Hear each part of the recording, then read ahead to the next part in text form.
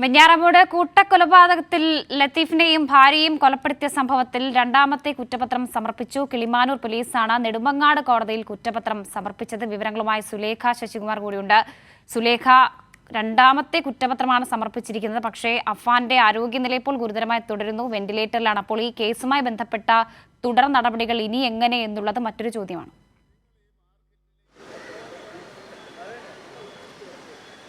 വർഷ, എന്തായാലും കഴിഞ്ഞ ദിവസം ഈ വെഞ്ഞാറമൂട് കൂട്ടക്കൊലപാതകത്തിലെ ഒരു കുറ്റപത്രം സമർപ്പിച്ചിരുന്നു.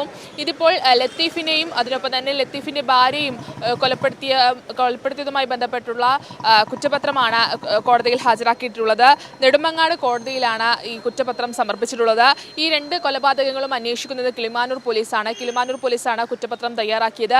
ഇതിൽ 110 സാക്ഷികളെ വിസ്തരിക്കുകയും അതിനൊപ്പം തന്നെ 543 പേജുകൾ അടങ്ങിയ കുറ്റപത്രമാണ് കിളിമാനൂർ പോലീസ് തയ്യാറാക്കി നെടുമങ്ങാട് മജിസ്ട്രേറ്റിന് മുന്നിൽ ഹാജരാക്കിയിട്ടുള്ളത്.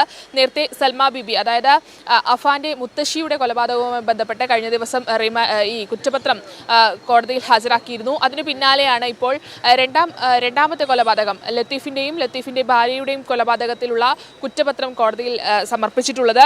എന്തായാലും ഈ കുറ്റപത്രത്തിൽ പറയുന്ന ഒരു കാര്യം, പണം നൽകാത്തതിനെ തുടർന്നുള്ള വൈരാഗ്യത്തിലാണ് അഫാൻ ലത്തീഫിനെയും അതിനൊപ്പം തന്നെ ലത്തീഫിന്റെ ഭാര്യയും കൊലപ്പെടുത്തിയതെന്നാണ്.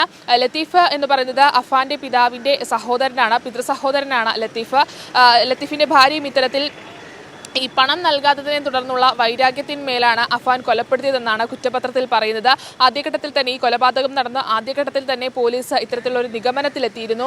ഈ വൈരാഗ്യം ഉണ്ടായിരുന്നു, പണം ചോദിച്ചിട്ട് അത് നൽകാത്തതിനെ തുടർന്നുള്ള വൈരാഗ്യം അഫാൻ ഉണ്ടായിരുന്നു.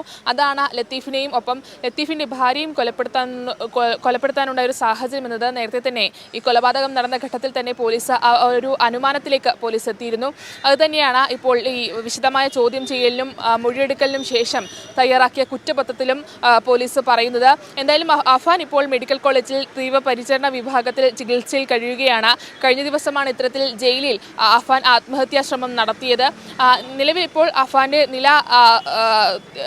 അഫാൻ ഇപ്പോഴും തീവ്രപരിചരണ വിഭാഗത്തിൽ കഴിയുക എന്നത് തന്നെയാണ് ആശുപത്രി വൃത്തത്തിൽ നിന്നും അറിയാൻ കഴിയുന്നത്. വർഷ.